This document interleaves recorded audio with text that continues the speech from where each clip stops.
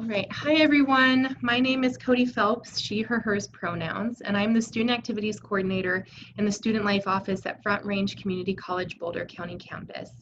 As many of you know, the census is happening right now, and we have three wonderful panelists who will introduce themselves in a moment. In this presentation, they'll explain a bit more about the census, what it does, why it's important, and how you can participate. They'll also go over some of the questions on the census and some of the language that may be a little bit confusing. If you have any questions that pop up while you're watching this video, please either leave a comment below on YouTube, or you can log into D2L and go to the Student Life Census discussion post in the Online Student Union, or OSU. Some of our panelists will be monitoring these areas and will respond to your questions when they are able. And without further ado, we'll have our first panelists introduce themselves. Hi everyone, my name is Astrid Villalobos, she, her, hers pronouns, and I'm a student at Front Range Community College, and this year I'm actually a 2020 Census outreach partner through FRCC. Hey everyone, my name is Sarina Pargas-Vega, also she, her, hers pronouns. I'm a student at FRCC and a student government representative. So I am with the Student Government Association on campus as well.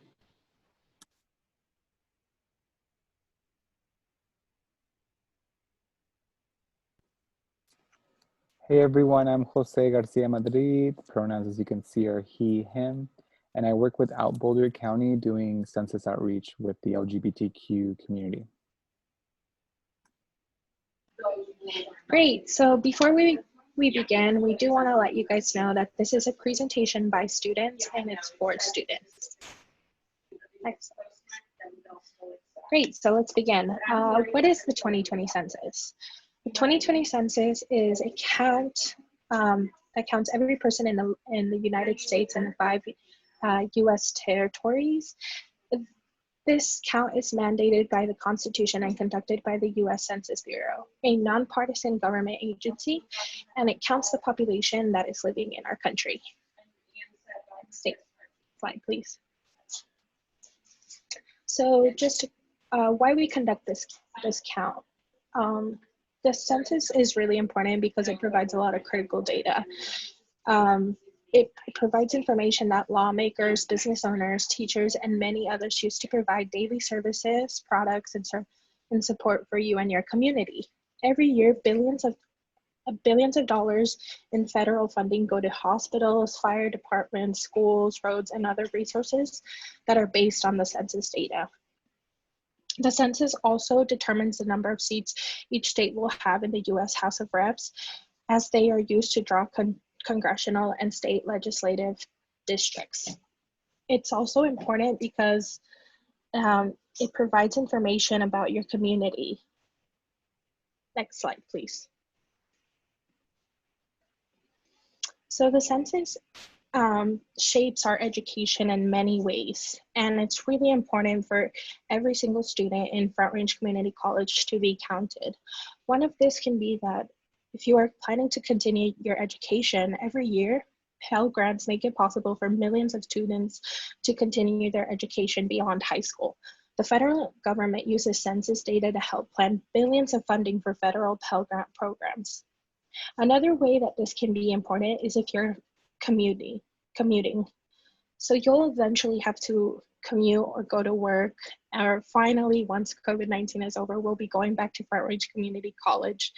And the census results can help you get there. The census data in the 2020 census helps communities make transportation plans, including roads, bus routes, and subway lines. Let's say you're planning for your future, or you're planning to move into a new household. For many, when you're starting a new chapter, it will also mean finding a new address. Wherever your home is, the community has been shaped by the census. Community leaders use them to plan for housing, clinics, fire departments, roads, and schools, and so much more. And lastly, if you're trying to find a job, businesses rely on census data to make critical decisions throughout the year. And that data is more important than ever, shedding light on where to open locations, or what products to sell, or where to hire more workers. Another way that you can even benefit from the census is you can look at census data to help you make a decision for what career path you want to pick. Next slide, please. Another important thing I would like to share with you is that the census is 100% confidential. This means that the census is protected by the law, and that means that no person other than a census employee can share or have this information. Another piece that I would really like to share with you guys is that the census does not ask the citizenship question. So whatever your migratory status is in the US, it doesn't affect that, and it plays no role in when you're filling out the census. Many people, because of our current administration, have a fear that, you know, if they actually fill this out, that question will be asked and it will affect them, but it's not a situation and it's not the case. And it is illegal if someone asks you about that information. So just an FYI, the census is 100% confidential. And like I said, it does not ask your citizenship question. Next slide, please. And there are 3 ways that you can respond to the census. One, which is also the most safest because of COVID, it is online. It is available in 13 different languages, including Spanish. So if you have a family or a person who's trying to fill this out, you can definitely support them by going to the 2020census.gov and helping them fill that out. Another way that you can do this is by calling to the number that we will be sharing with you at the end. And yeah, just asking for support with that. And the third way that you can fill out the census is if you got an envelope in the mail that says the 2020 Census.gov, your document came in there. It's a blue document that asks for your information and asks for your details, and it comes with an envelope, and you can just mail that back to the address that is provided on the envelope. Next slide, please. So now I would like to pass the conversation to my friend Sarina Pargas-Vega, who will be talking about questions 8 and 9 in the census. Thank you.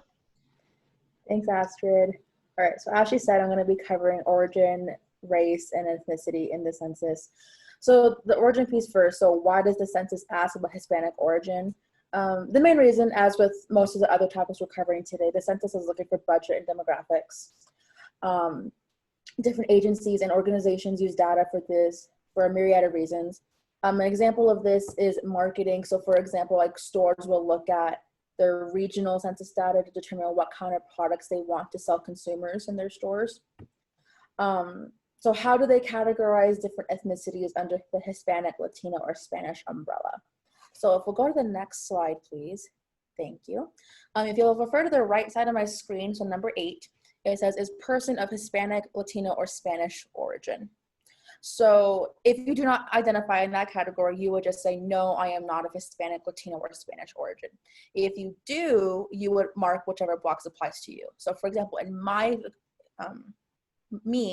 I would say, yes, Mexican, Mexican-American, or Chicano, because I'm of Mexican descent in this country. If your ethnicity is not listed, you have a chance at the bottom to write in which you identify with. Which actually brings me to my next point of view. So if you'll go to the next slide again for me. Thank you, Cody. So race versus ethnicity. So often these two terms are used interchangeably and they're different. And so it's important to understand the difference to truly understand the meaning of them.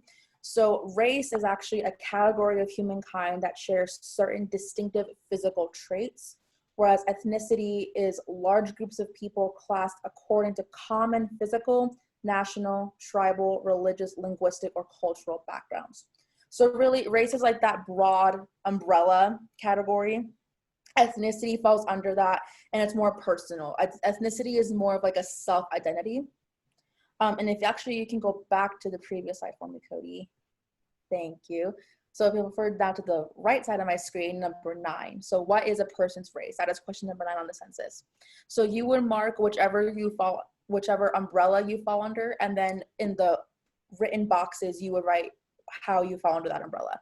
So I personally would mark white, and then I'd mark Mexican underneath. As I'm sure you'll notice as well, this question is kind of incomplete You know, it does cast a broad like net for everyone to fall under. But the bright side is that this is not set in stone. You know, it changes. So language changes as do these categories, but only if people fill out the census and provide feedback, because the Census Data Bureau uses that data to, you know, change the census for future questionnaires. And that's really, you know, the important part. So now to cover another identity, Jose is going to explain sex and gender in the census, and I'll hand him the reins. Thank you. Great, thank you, Sarina. And so now we'll kind of go over the sex and gender questions on the census. And so the census, in addition to trying to figure out what the racial breakup is of the US, they also want to get a good sense of what the gender breakup is in the population in the US. And they do this by asking one question that asks you to identify with either male or female on the census questionnaire. And so as I mentioned earlier, I work with Boulder County, which is an LGBTQ community center advocacy organization across Boulder County. And my job is to sort of talk to LGBTQ folks across our counties about the census and why it matters. The biggest question that we've gotten about the census comes from our transgender and gender nonconforming community members and friends and family, asking why the census only limits their sexual data collection, their sex and gender data collection to male and female. And you know, what we say is we hear those concerns and we understand those concerns.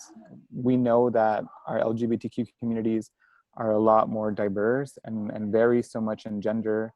And there's no way that we can fit all of our people into male or female exclusively. But this is what the census is giving us. And it's important that we still take the census because we still want to be counted. And so the census takes a very limited understanding of gender, and really they're just asking male and female, like I said earlier. What we're saying is the census is telling people to pick the option that you most identify with. So they're only giving male and female, and their sort of term that they're using for some of the issues raised by our communities is self-identification, which is what Sarina talked about earlier. So if you identify mostly with male or most with female, then you would pick the ones that you think is closest to who you are. It's also important to know that the census isn't going to police our answers. So even if you don't feel comfortable with selecting male or female, but for the purposes of filling out the census, you select male, knowing that that's likely not, or that's not at all how you identify, but it's what fits best under the options given. The census is not going to sort of call you and question you as to why you chose that. Again, it's a data collection tool. It's incredibly limited, especially for LGBTQ communities, but it's sort of what they're giving us. And moving forward from this year into the next census 2030, it's so critical that we continue fighting and advocating for the census to expand their understanding of gender. We can go to the next slide. And so one of the big things that I've been telling LGBTQ people and communities across Boulder County is, even though the census at this point is not documenting our identities and the ways that feel most authentic to who we are, we still need to take the census because the resources that the census helps decide, the money that the census helps distribute among states goes to programs where LGBTQ people are overrepresented in. So for example, SNAP, Medicaid, public housing, what you see on the slide, we know from data that above 20% of LGBTQ families have reported that they are receiving some kind of SNAP benefit or food stamps. This is relative to a 10% of families who are non-LGBTQ. So we know that LGBTQ families and communities depend on these social services. And we need to make sure that we take the census so that these services are available for us and for our children and for our communities over the next 10 years.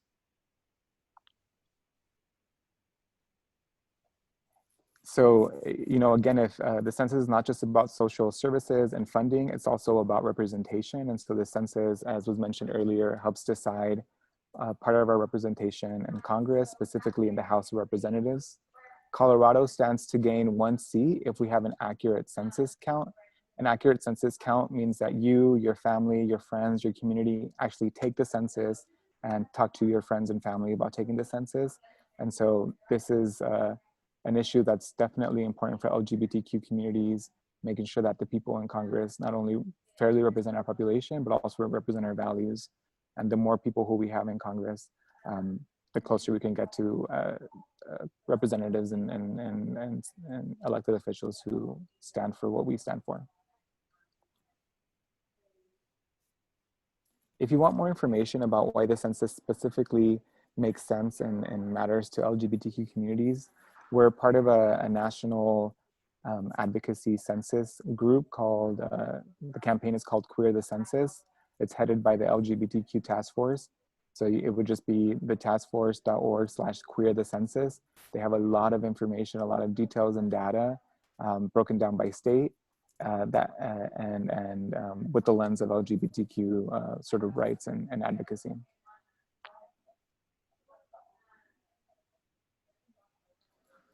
So finally, our hope is after listening to Astrid, Sarina, and I, you are excited to take the census, you want to take the census, and you want to talk to people about taking the census.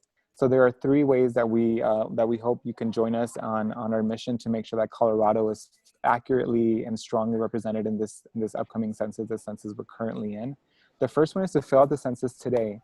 You go to 2020census.gov, block out 5 to 10 minutes of your time, get your roommates, the people you live with together, or have each other available over text, and fill out the census. It's super easy, and we stand to gain a lot from you taking the census. We also want you to share this information with your friends and family, other peers in your classrooms. If you are a little bored on Zoom, make sure to like plug in 2020census.com in the chat box and get people excited about the census. And then also we ask that you talk to your community. So social media, LinkedIn, Facebook, whatever it is that you use to talk to people who are not immediately next to you, please go on those platforms and talk about the census. We have about 1.5 months left for the census, and we have so much to gain from you talking to people about taking the census.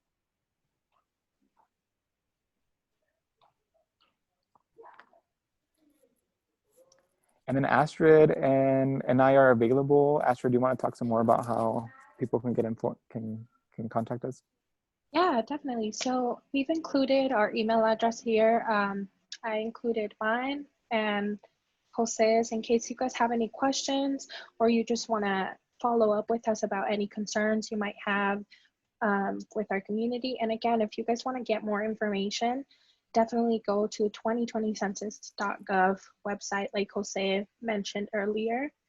And yeah, guys, just feel comfortable and feel free to ask us anything or any concerns that you may have about this. And yeah, thank you so much for taking the time to listen to our presentation. We hope you guys enjoyed it. And like Cody said, leave any comments in the below. And if any FRCC students are reaching out or looking at us, feel free to ask any questions through D2L in our discussion board. And thank you so much for listening to us. Thank you very much, everyone. Thank you.